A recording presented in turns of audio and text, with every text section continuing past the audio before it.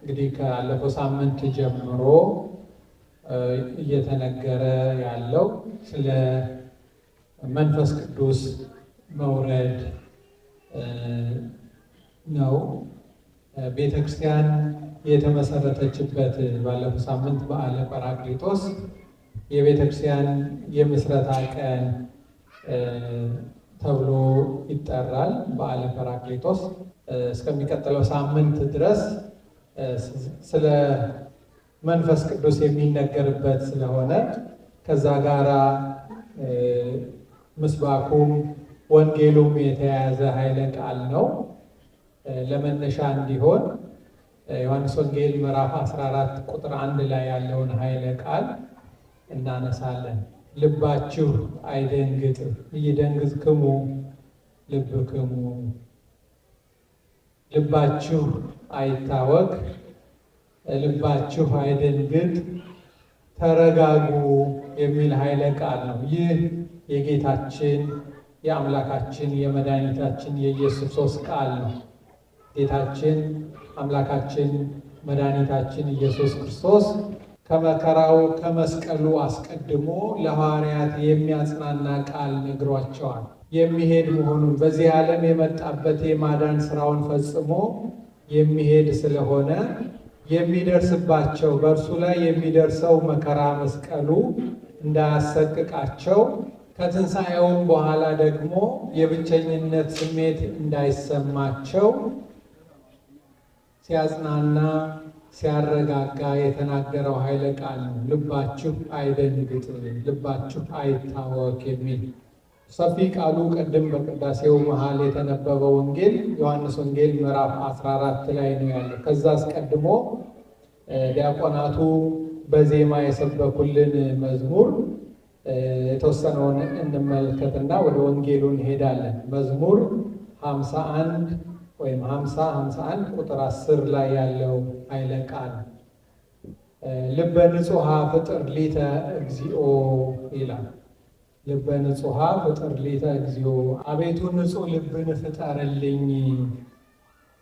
መንፈሰ ርቱዐ ሐድስ ውስተ ከርስየ፣ የቀናውን መንፈስ በውስጤ አድስ። ኢትግድፈኒም ቅድመ ገጽከ፣ ከፊትህ አትጣለኝ የሚል ነው። ቅዱስ ዳዊት በመዝሙር 50 ወይም በቅንፍ 51 ላይ ያለው ኃይለ ቃልን የሚመለከት አቤቱ ንጹሕ ልብን ፍጠርልኝ።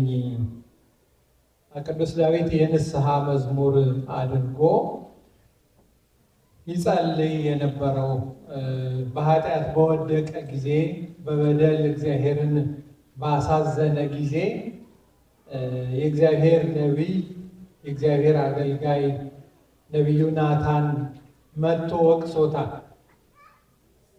ስለ በደሉ ስለ ኃጢአቱ በወቀሰው ጊዜ ንስሐ ገብቶ የጸለየው ጸሎት ነው። መዝሙር 51 ላይ ያለው ኃይለ ቃል አቤቱ ንጹሕ ልብን ፍጠርልኛል። አዲስ ልብ የሚፈጠርለት ሆኖ ሳይሆን የመታደስ መንፈስ እንዲሰጠው የመታደስ ጸጋ እንዲያገኝ ነው። በኃጢአት በበደል ጎድፎ ረክሷልና አንጻኝ። የረከሰ በኃጢአት የረከሰውን በኃጢአት ምኞት በኃጢአት ስራ ያደፈው የጎለደፈውን ሕይወቴን ቀድስልኝ አንጻልኝ ሲል አቤቱ ንጹሕ ልብን ፍጠርልኛል። ልብ ከሰውነታችን ውስጥ ወሳኝ የሚባል ነገር። ልባችን ከሞተ ሁለመናችን ይዳከማል፣ ይሞታል። ሰውነታችን በሕይወታችን ውስጥ ትልቁ ወሳኝ አካል ነው ልብ። መንፈሳዊ ልቡናችን በኃጢአት ካደፈ ከእግዚአብሔር የምንለይበት ከእግዚአብሔር የምንርቅበት ነፍሳችን ከእግዚአብሔር የምትለይበት ስለሆነ ንጹሕ ልብ እንድናገኝ የሚያስተምረን ኃይለ ቃል አቤቱ ንጹሕ ልብን ፍጠርልኝ፣ የቀናውንም መንፈስ አድስልኛል። ዕለቱ ከመንፈስ ቅዱስ ጋራ ከመንፈስ ቅዱስ መውረድ ጋራ ሐዋርያት በመንፈስ ቅዱስ መታደሳቸውን የምናስብበትም ጊዜ ስለሆነ መንፈሰ ርቱዐ ሐድስ ውስተ ከርሴ የቀናውን መንፈስ አምልኮትህን ጌትነትህን የሚሻ ንጹሕ ልብ ፍጠርልኝ አንጻና የቀናውን መንፈስ አድስልኝ ብሎ የጸለየው የለመነው ልመና ነው። ይትግድፈኒ ከሰው በደል ከሰው ኃጢአት ከሰው ድካም አይጠፋምና አንተን በድዬ ማሳዘኔ ክፉ መስራቴ አይቀርምና አንተ በቸርነትህ ዳግም እንዳልበድል ዳግም እንዳልሳሳት ጸጋውን በረከቱን የሚያሳድረውን ልቡና በውስጤ ስጠኝ ሲል እንግዲህ ሌላ ልብ የሚፈጠርለት ሳይሆን የተፈጠረውን ልቡና ከኃጢአት አንጻልኝ ቀድስልኝ ሲል ነው። ከመዓትህ የተነሳ በኃጢአቴ በበደሌ ምክንያት በሰራሁት ኃጢአት ምክንያት የረከሰ ሰውነቴን አንጽተህ ኢትግድፈኒ አትተወኝ። ቅዱስ ዳዊት በመዝሙሩ ብዙ ቦታ ላይ አባትና ትተውኛል፣ አንተ ግን አትተወኝ። የእግዚአብሔርን እረኛነት የእግዚአብሔርን ጠባቂነት ዘወትር የሚያመሰግን እግዚአብሔር ሰይሬኒ አልቦ ዘያጣን እግዚአብሔር እረኛዬ ነው የሚያሳጣኝ የለም፣ በለመለመ መስክ ያሳድረኛል እያለ በመዝሙር 23 ላይ የእግዚአብሔርን ቸርነት ይናገራል ቅዱስ ዳዊት። አሁን ግን በኃጢአት ወድቆ የማይገባውን ሰርቶ ሰውም የሰው ሕይወትም አስጠፍቶ ስለነበረ በዚህ በሰራሁት ኃጢአት ምክንያት ጸጋህ በረከትህ ረድኤትህ እንዳይርቅብኝ እባክህ አትጣለኝ። ዳግም ሰው ሰውን ቢጥለው እግዚአብሔር ሊያነሳው ይችላል፣ ያነሳዋል።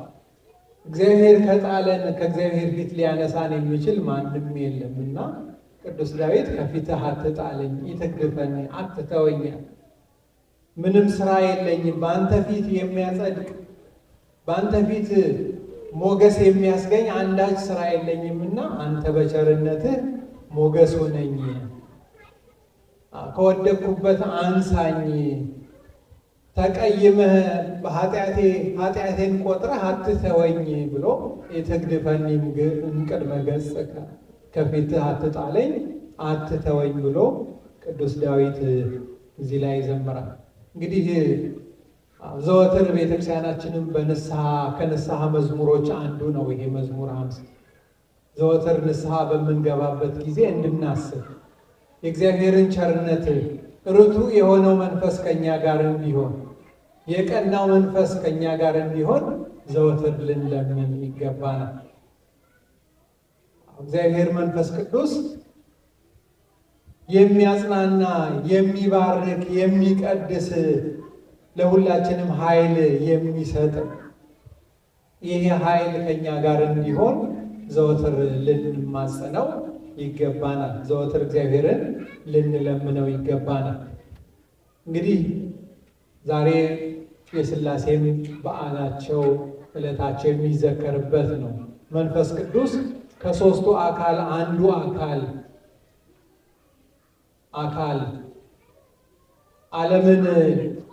ዓለምን የፈጠረ ዓለምን ያስገኙ ሥላሴ አብ ወልድ መንፈስ ቅዱስ ተብለው ይጠራል። ከሦስቱ አካላት አንዱ አካል እግዚአብሔር መንፈስ ቅዱስ ነው። እንግዲህ በቤተ ክርስቲያን የልደት ቀን በበዓለ ጰራቅሊጦስ አጽናኝ እንዲሆን መንፈስ ቅዱስ ለቅድስት ቤተ ክርስቲያን ተሰጥቷል። መንፈስ ቅዱስ የሚያጽናና የሚያረጋጋ ደስ የሚያሰኝ ተብሎ የስሙ ትርጓሜ ይነገራል። ናዛዚ የሚናዝዝ፣ መጽንዒ የሚያነጻ፣ በኃጢአት የረከሰ በኃጢአት የጎሰቆለ ሕይወታችንን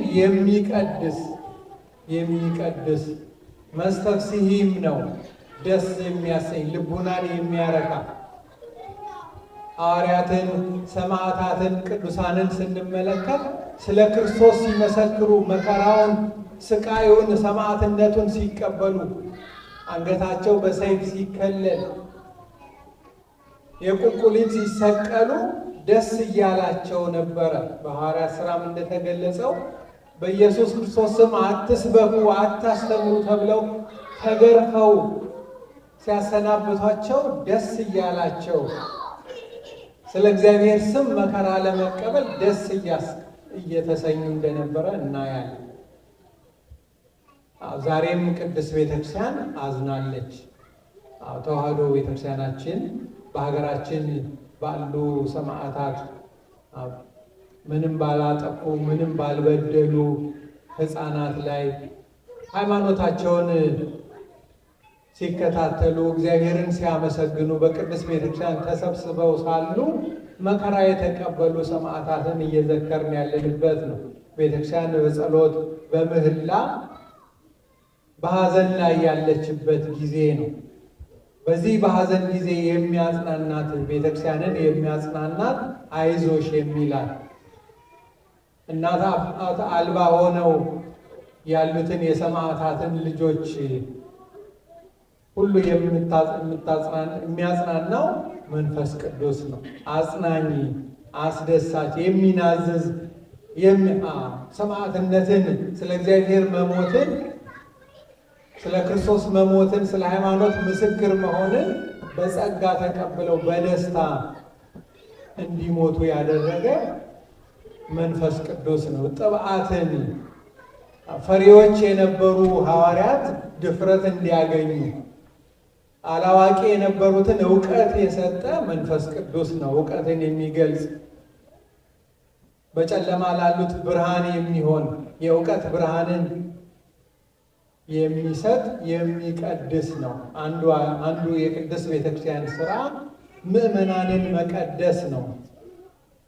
በሚስጥረ ንስሐው፣ በሌሎችም ሚስጥራት፣ በቅዱስ ቁርባኑ፣ በሌሎችም ባሉት በቤተክርስቲያን አገልግሎቶች ሁሉ ቤተክርስቲያን የመንፈስ ቅዱስ ሀብት ያላት ስለሆነ ከዚህ ከመንፈስ ቅዱስ ሀብት ለምእመናን ልጆቿ ታድላለች።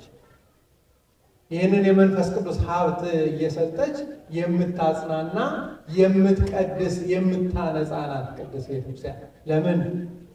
በመንፈስ ቅዱስ የተመሰረተች ስለሆነ የመንፈስ ቅዱስ ሀብት ያላት ስለሆነ ከጸጋ ግምጃ ቤቷ በክርስትናው በሀብተ ወልድና ስመ ክርስትና እየሰጠች ልጆቿን የሕይወት ምግብን ቅዱስ ሥጋውን ክቡር ደሙን እየመገበች ሲወድቁ ደግሞ በንስሐ እንዲመለሱ ንጹሕ ልብን ፍጠርልኝ ብለው ንስሐ ገብተው ሲቀርቡ ደግሞ እየናዘዘች የመንፈስ ቅዱስን ሀብት የምታድል ናት ቅድስት ቤተክርስቲያን።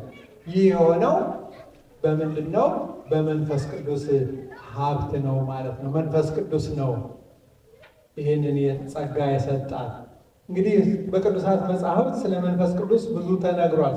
ሰሞኑንም ስትማሩ እንደሰነበታችሁ ይታወቃል እና እንዲሁ የተወሰነውን ለማስታወስ ቀኑን የሚመለከት ነው።